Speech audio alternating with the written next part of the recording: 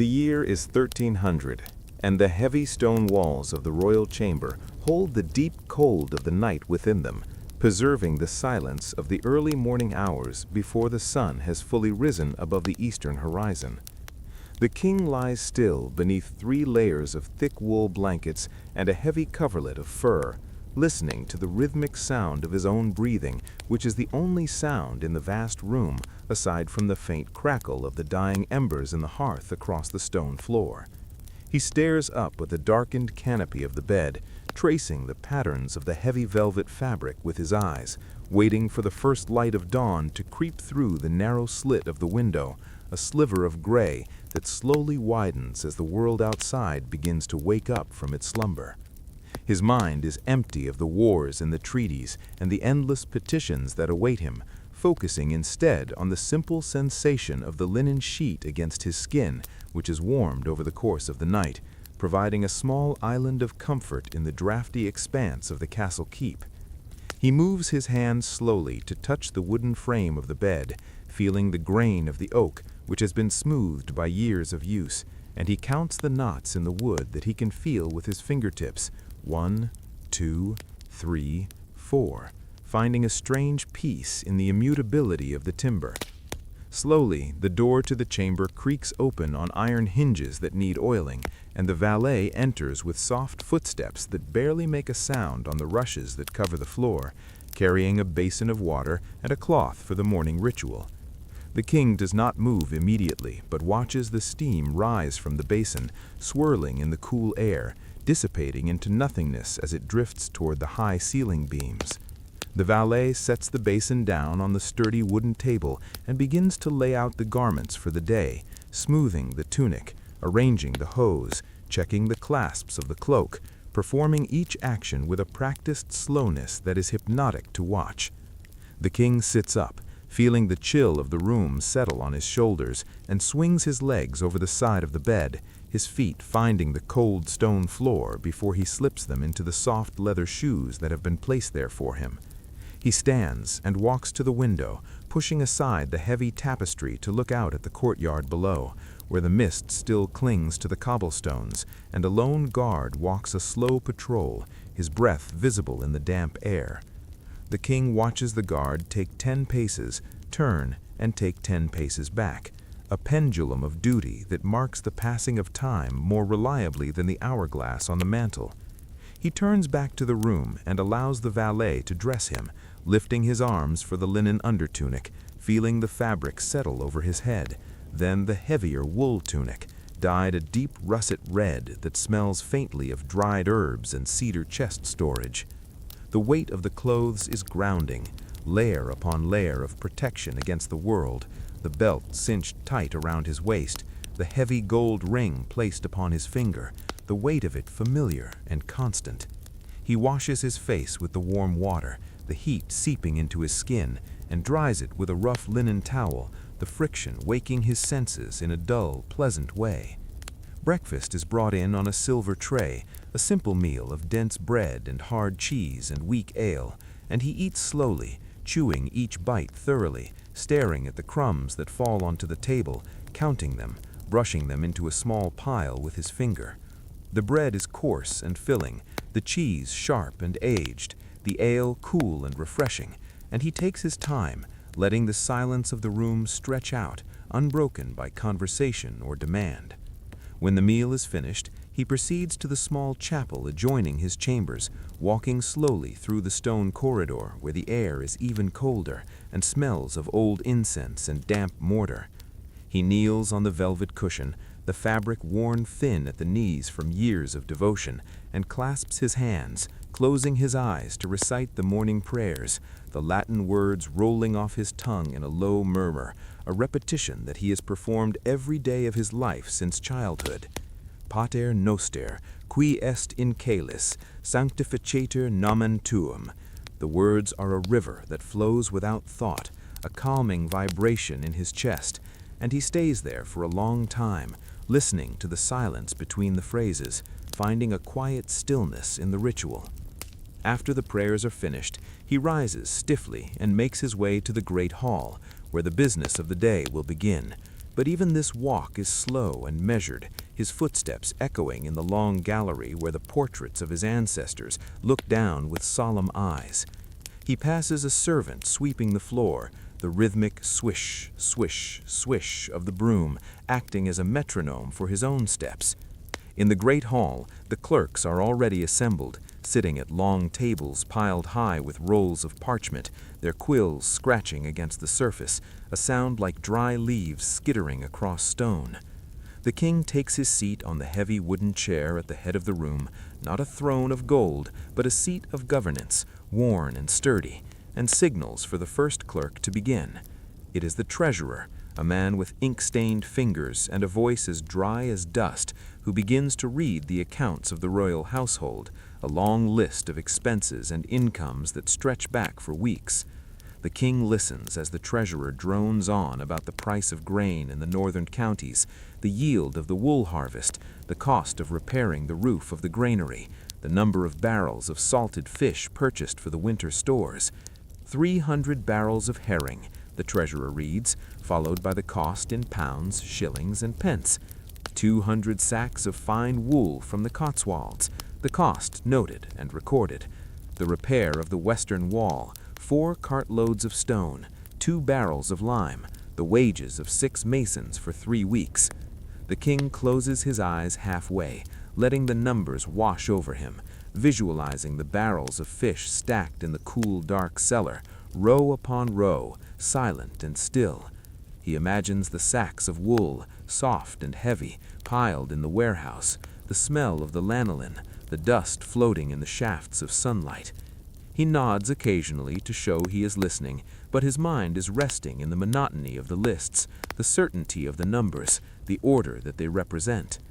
The treasurer moves on to the inventory of the armory, counting the spears, the shields, the helmets, the chainmail hauberks, listing the condition of each, which ones need rust removed, which ones need new leather straps.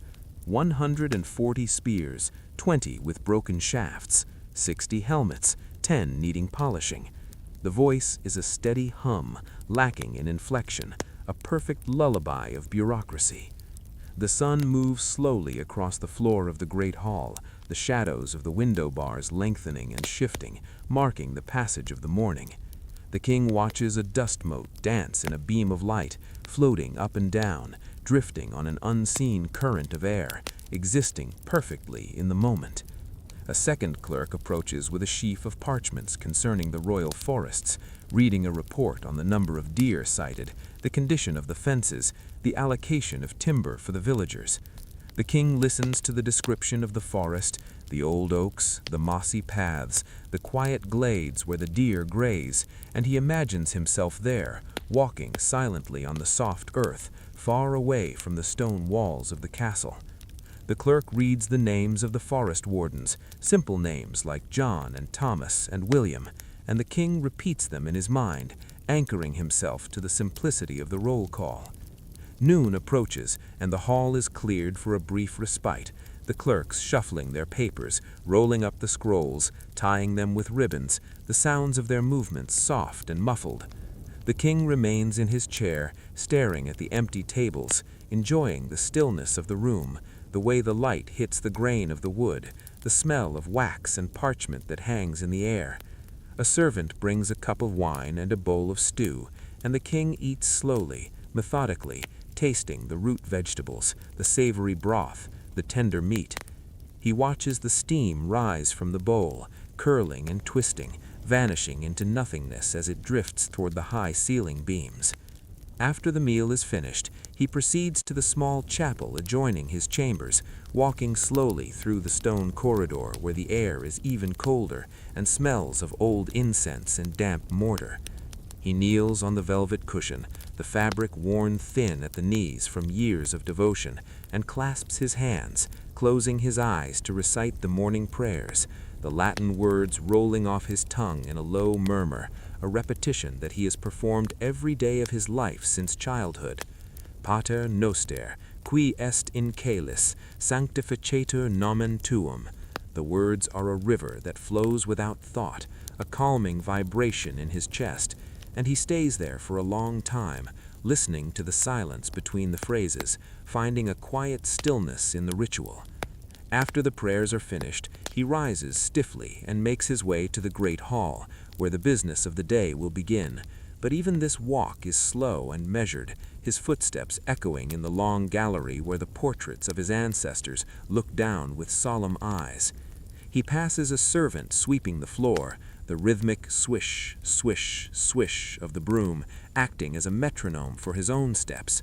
In the great hall, the clerks are already assembled, sitting at long tables piled high with rolls of parchment, their quills scratching against the surface, a sound like dry leaves skittering across stone. The king takes his seat on the heavy wooden chair at the head of the room, not a throne of gold, but a seat of governance, worn and sturdy, and signals for the first clerk to begin. It is the treasurer, a man with ink-stained fingers and a voice. The silence of the night deepens as the hours drift by, a heavy and comforting blanket that covers the entire kingdom, from the highest tower of the castle to the smallest cottage in the distant valley. The king remains in the space between wakefulness and sleep, a state of perfect rest where the body is heavy and the mind is unburdened by the cares of the day. He feels the warmth of the fur coverlet pressing down on his legs, a steady weight that anchors him to the bed, while the air in the room has grown cooler, carrying the fresh scent of the night and the stone walls. Faintly, very faintly, he hears the sound of the bell in the distant abbey tolling the hour, one slow note followed by a long pause, then another, the sound vibrating through the air and fading into nothingness before the next one begins. He counts the tolls, 1, 2, 3, deep and resonant, marking the middle of the night, and then the silence returns, even more profound than before. He shifts his position slightly, the linen sheets moving against his skin with a soft rustle, and he settles back into the warmth, his head sinking deeper into the pillow, which is filled with the down of geese, soft and yielding. He stares into the darkness of the room, his eyes adjusting to the lack of light, and he begins to make out the shapes of the furniture, the heavy wardrobe standing like a sentinel in the corner, the high-backed chair by the fireplace, the outline of the heavy drapes that cover the window. The embers in the hearth have settled into a bed of glowing ash, pulsing with a faint rhythmic red light that mimics the beating of a slow heart, fading and brightening with every draft of air that comes down the chimney. He watches the glow, mesmerizing and dull, and traces the path of a single spark that rises up and disappears into the black soot of the chimney back. His mind wanders slowly from the room, drifting down the stone spiral staircase, step by step, feeling the imaginary cold of the stone underfoot. He imagines the great hall below, now empty and vast, the moonlight streaming through the high windows and illuminating the dust motes that hang suspended in the still air. He visualizes the long wooden tables, scrubbed clean and standing in silent rows, the benches pushed in, the flags hanging motionless from the rafters.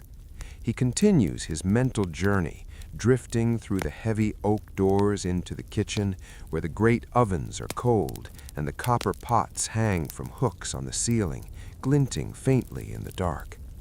He thinks of the pantry, filled with sacks of flour and barrels of apples, the smell of dry grain and sweet fruit filling the dark space.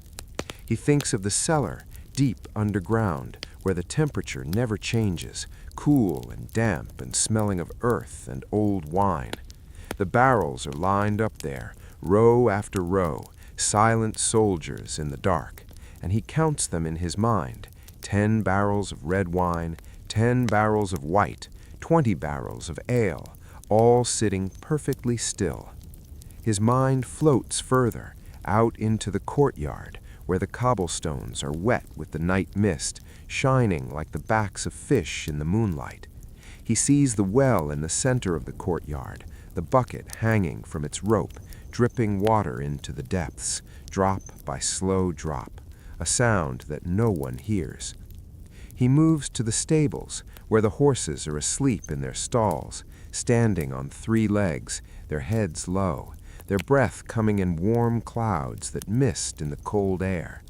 He imagines the smell of the hay and the leather harnesses, the warmth of the animals, the occasional stomp of a hoof against the straw-covered floor. The grooms are asleep in the loft above, buried in the hay, sleeping the deep and dreamless sleep of hard labor. Beyond the castle walls, the town is silent, the shutters of the houses closed tight against the night. The streets are empty, save for a stray cat moving silently along a wall, its shadow stretching out long and thin. The king thinks of the river that flows past the town, the water dark and glossy, moving steadily towards the sea.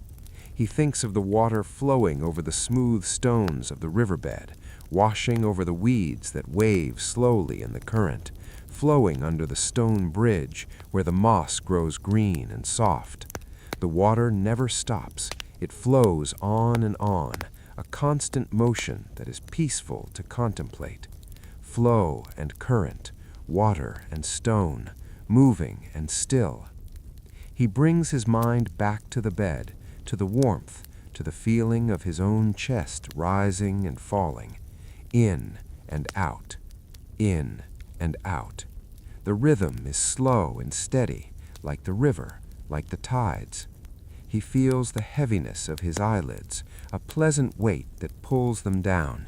He listens to the wind again, which has shifted direction, now coming from the west, bringing with it the scent of rain from the distant hills. He imagines the rain falling on the roof of the castle, a gentle tapping sound, tap, tap, tap, tap, a lullaby of nature. He imagines the rain falling on the leaves of the trees in the forest, dripping from leaf to leaf, soaking into the moss on the forest floor, drinking into the roots of the ancient oaks. The forest is dark and quiet. The birds are asleep in their nests, their heads tucked under their wings, warm and dry. The deer are bedded down in the thickets, curled up in the dry leaves, waiting for the dawn. The king feels a deep sense of peace, knowing that the world is resting, that everything is in its place. The accounts are balanced, the borders are secure, the harvest is gathered. There is nothing to do, nothing to decide, nothing to worry about, only the sleep, the deep and restorative sleep.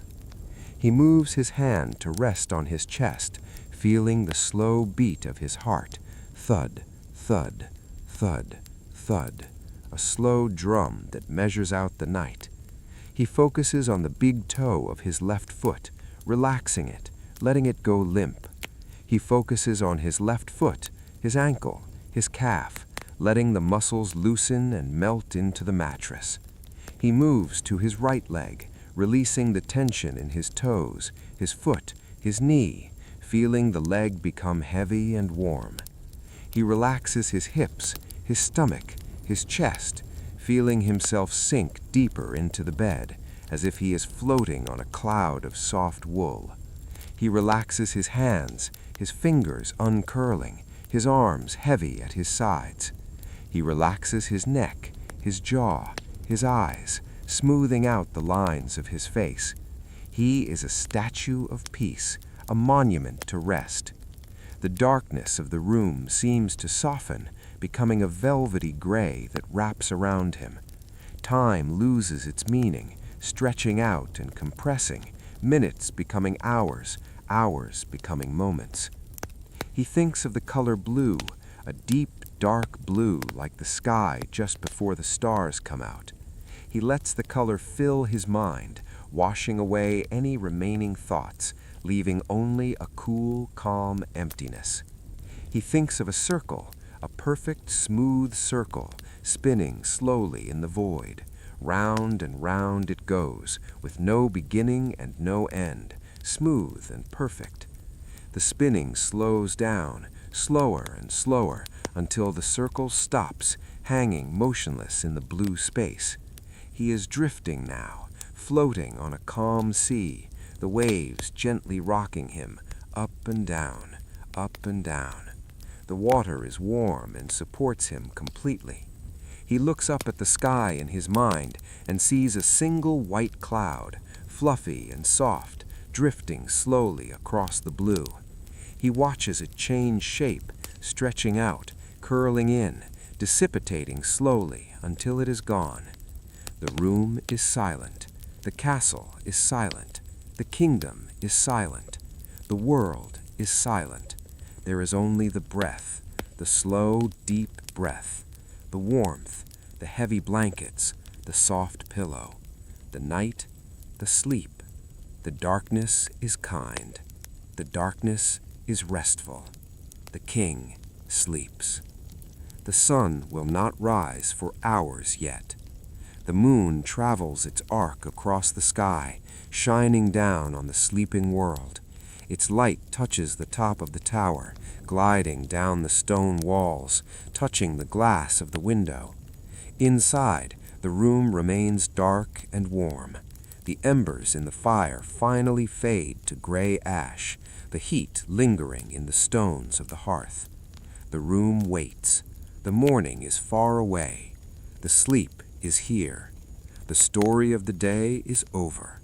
The story of the night is silence, stillness, peace, calm, quiet, rest, deep, slow, heavy, warm, soft, sleep, sleep. The moon completes its long arc across the sky and dips below the western horizon, leaving the world in the deepest shadow of the pre-dawn hours, where the silence is absolute and heavy. The castle stands as a silhouette against the stars, a massive form of dark stone that seems to have grown out of the earth itself, immovable and ancient. Inside the royal chamber, the air has stilled completely, the drafts having settled, and the temperature has dropped to its lowest point, making the warmth of the bed even more precious.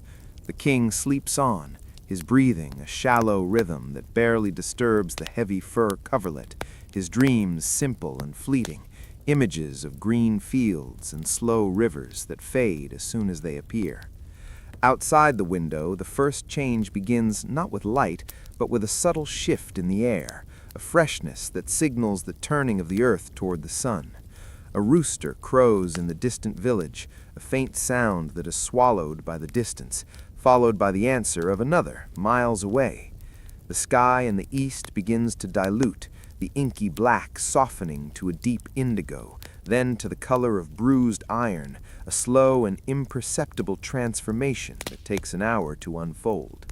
The stars begin to wink out one by one, retreating into the pale wash of the coming day, leaving only the morning star hanging bright and solitary above the horizon. The guard on the battlements stops his pacing and leans on his spear, watching the gray light creep over the edge of the forest, his breath misting on the metal of his helmet. Inside the chamber, the gray light filters through the narrow slit of the window, touching the stone floor, inching its way toward the foot of the bed. The king stirs, a small movement of his hand beneath the covers, and then settles again, savoring the last moments of unconsciousness. Gradually, the waking world reclaims him, the sounds of the castle beginning to drift up from below, the clatter of a bucket in the courtyard, the distant murmur of voices in the guard room, the creak of a heavy door opening. He opens his eyes and sees the canopy above him, the familiar pattern of the velvet dimly visible in the low light, and he knows exactly where he is and who he is and what the day will bring. He lies there for a long time, watching the dust motes swirl in the shaft of gray light, counting them as they drift into and out of the beam. He stretches his legs, feeling the muscles lengthen, pushing his feet into the cool corners of the bed, where the warmth of his body has not reached. The door opens with the same familiar creak as yesterday, and the valet enters, a shadow in the dim room, carrying the fresh basin of water and the towels. The routine begins again, a circle that never breaks, a comfort in its predictability. The valet moves to the window and pulls back the heavy drapes, letting in the full gray light of the morning, which is soft and diffused by the mist that hangs over the valley. The king sits up, rubbing his face with his hands, feeling the stubble on his chin, the coolness of the air on his skin. He swings his legs out of the bed and stands, the stone floor cold beneath his feet, grounding him instantly. The valet brings the basin, and the king washes, the water splashing softly, the soap smelling of lavender and ash. He dries his face with the rough linen, scrubbing the sleep from his eyes, feeling the blood return to his cheeks. The clothes are laid out on the chest, a different tunic for today, this one a deep forest green made of heavy wool, embroidered with gold thread at the collar and cuffs. The king stands still as the valet dresses him, lifting his arms, turning when nudged, a mannequin of flesh and blood. The undertunic goes on first, soft and white, then the green tunic, heavy and warm, settling onto his shoulders like a second skin. The belt is fastened, the leather creaking slightly, the buckle cold against his fingers. The hose are pulled up and tied, the boots are laced, the cloak is draped over his shoulders, fastened with a silver brooch shaped like a lion.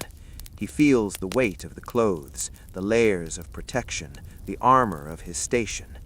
He walks to the window and looks out, seeing the same view as yesterday, the courtyard, the guard, the mist, but the light is different, slightly brighter, hinting at a sun that is trying to break through the clouds. He turns and walks to the door, his boots making a dull thud on the floorboards, and steps out into the hallway. The air in the hallway is chilly and smells of old stone and smoke from the torches that have burned down during the night. He walks slowly, counting his steps, 1, 2, 3, 4, passing the tapestries that hang on the walls, depicting scenes of hunts and battles that happened long ago. The figures in the tapestries are frozen in time, the hounds forever chasing the stag, the knights forever raising their swords, and the king feels a kinship with them, caught in a kinship of eternal repetition. He reaches the chapel and pushes open the heavy wooden door, the smell of incense and beeswax washing over him, thicker here than anywhere else. The chapel is small and quiet, lit only by the candles on the altar, the flames flickering in the draught.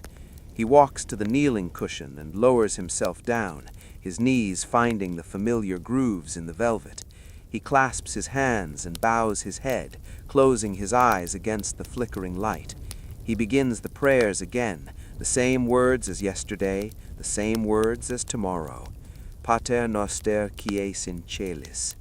The rhythm of the Latin is a slow chant in his mind, a vibration that calms his thoughts. He prays for the kingdom, for the harvest, for the health of his family, for peace. The words flow out of him without effort, a stream of sound that joins the silence of the room. He stays there for a long time, listening to the silence, feeling the stillness of the stone around him. When he rises, his mind is clear, empty of worry, ready for the lists and the numbers and the petitions.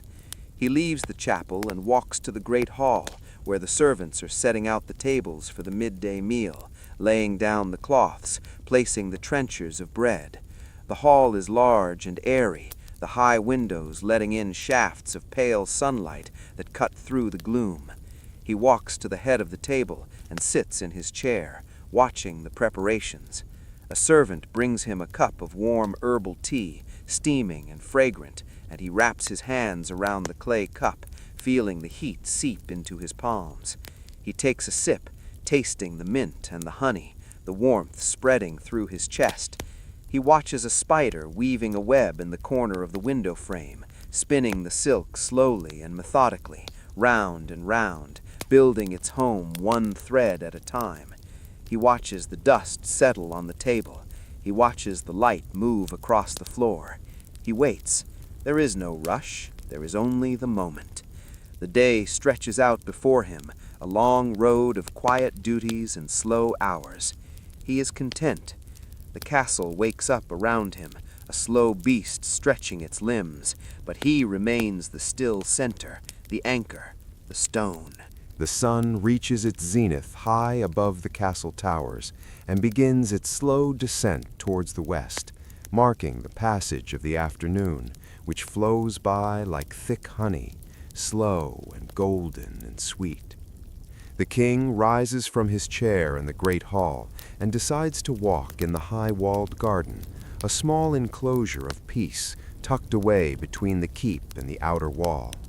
He steps out into the open air, which is warmed slightly under the pale sun, and feels the crunch of the gravel beneath his boots, a satisfying and rhythmic sound. Crunch, crunch, crunch.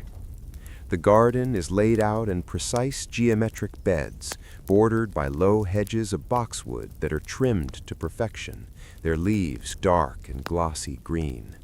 He walks along the central path, clasping his hands behind his back, observing the herbs that grow in the beds, the rosemary with its woody stems and needle-like leaves, the sage with its soft gray-green foliage that feels like velvet to the touch, the thyme that creeps over the stones and releases a sharp, clean scent when brushed against.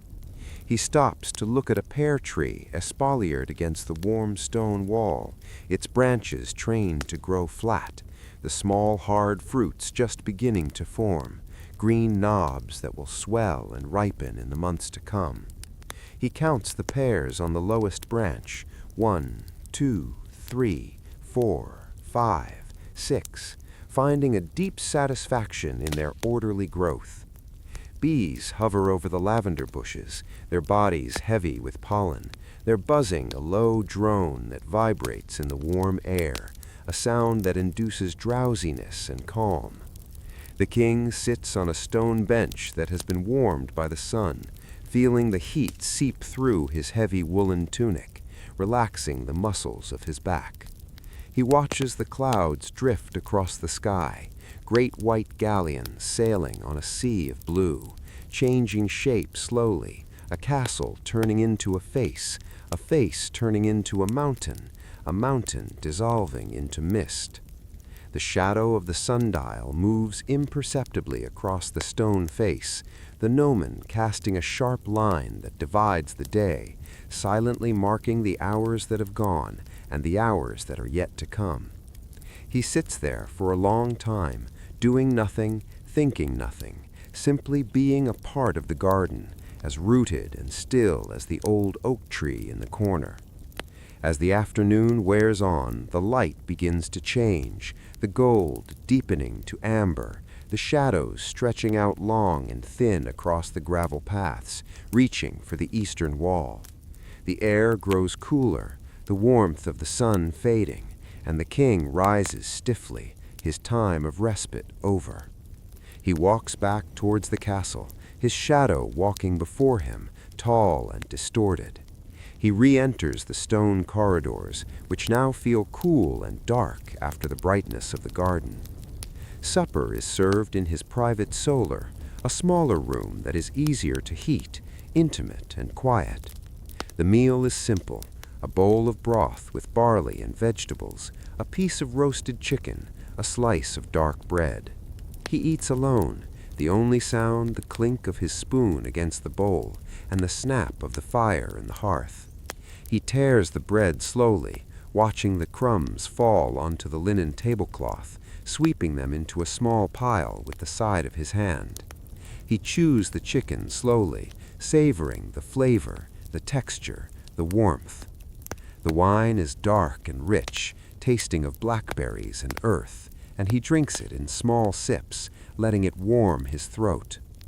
Outside the window, the sky turns a deep purple, then a bruised blue, and finally black, the stars appearing one by one like diamond dust scattered on velvet.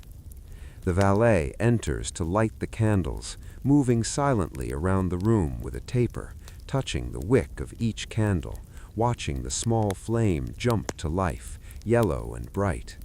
The room fills with a soft, flickering glow that pushes back the shadows, creating a circle of warmth and light. The king sits by the fire for the last hour of the day, watching the flames dance, seeing faces and shapes in the burning logs. He feels a heavy lethargy settling over him, a pleasant weight that pulls at his eyelids, relaxing his limbs. The day is done. The circle is complete. He stands and allows the valet to undress him once more. The heavy green tunic, the white undertunic, the hose, the boots, the belt, the brooch. Each item is removed and folded or hung away, the trappings of kingship put aside for the night. He stands in his linen shift, feeling the cool air on his skin, then climbs into the high bed, the sheets now cool and crisp. He pulls the furs up to his chin, the weight familiar and comforting, pressing him down into the soft mattress.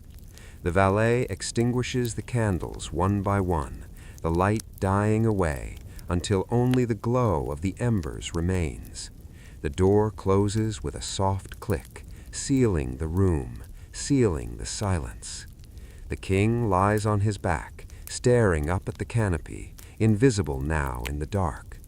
He listens to the silence of the castle, the silence of the stone, the silence of the night. He breathes in deeply, smelling the lavender from the sheets and the smoke from the fire. He breathes out slowly, releasing the last tension of the day. He counts his breaths, 1, in and out, 2, in and out, 3, in and out. His mind drifts back to the garden, to the smell of the thyme, to the buzzing of the bees, to the clouds drifting in the sky. He feels himself floating, drifting, sinking deeper and deeper into the warmth. The world fades away, the history fades away, the crown fades away. There is only the dark, the warm, soft, heavy dark. The king sleeps, the castle sleeps. The world turns slowly in the night. Silence, peace, rest, sleep. The dawn arrives not with sunlight, but with the steady drumming of rain against the stone walls of the castle, a rhythmic and ceaseless percussion that wraps the entire keep in a cocoon of gray sound. The king wakes to the sound of water dripping from the eaves. Tap, tap, tap, a slow and hypnotic beat that measures out the morning. The air in the chamber is heavy with moisture and the smell of wet stone, a cool and earthy scent that speaks of the soaking world outside. He lies under the warm furs for a long time, listening to the rain, imagining the water running down the tall towers, streaming through the gargoyles' mouths, splashing onto the cobblestones of the courtyard below, which are now slick and shining like obsidian. The light in the room is dim and watery, a pale shadow of the usual morning brightness, making the corners of the room soft and indistinct. He rises slowly, the day demanding less of him because of the weather, and dresses in a tunic of thick gray wool that matches the sky, a garment that is warm and scratchy and substantial.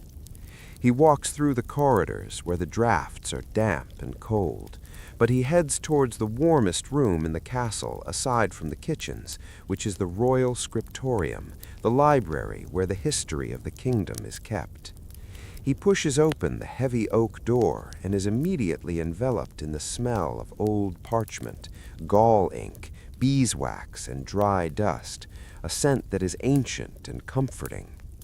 The room is long and low, lined with shelves of dark wood that hold rows of leather-bound books and rolled scrolls, their spines cracked and faded with age. A fire burns steadily in the large hearth at the far end, drying the air and casting a warm orange glow that battles with the gray light from the rain-lashed windows. 3 scribes are at work at their slanted desks, their heads bowed low over sheets of vellum, their hands moving with painstaking slowness. The king walks softly across the floorboards, which creak gently under his weight, and stands behind the oldest scribe, watching the work in silence. The scribe is copying a text on botany, drawing a picture of a single leaf with infinite care, dipping his quill into a pot of green ink, wiping the excess on a rag, and then touching the tip to the vellum. Scratch, scratch, pause. Scratch, scratch, pause. The sound of the quill on the rough surface of the skin is loud in the quiet room, a dry and friction-filled sound that is oddly satisfying. The king watches the line of green ink extend slowly down the page, forming the vein of the leaf, then branching out to the side, perfect and steady. He watches the scribe switch to a pot of gold paint for the capital letter at the top of the page, stirring the pigment slowly with a small brush, round and round, until the gold flecks swirl in the liquid. The brush touches the page and leaves a tiny shimmering dot of gold, catching the light of the fire. The rain beats against the thick glass of the windows, a muffled roar that makes the silence inside feel deeper and more protected. The king walks to the shelves and runs his finger along the spines of the books, feeling the rough texture of the leather, the smoothness of the metal clasps, the dust that coats the tops of the volumes.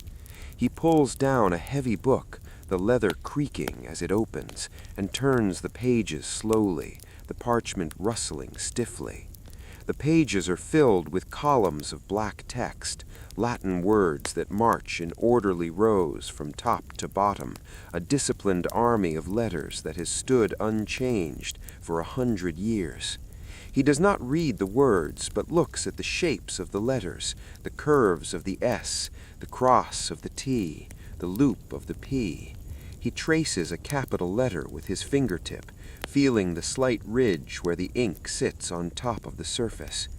He closes the book and slides it back into its place, the thud of it hitting the back of the shelf, echoing softly.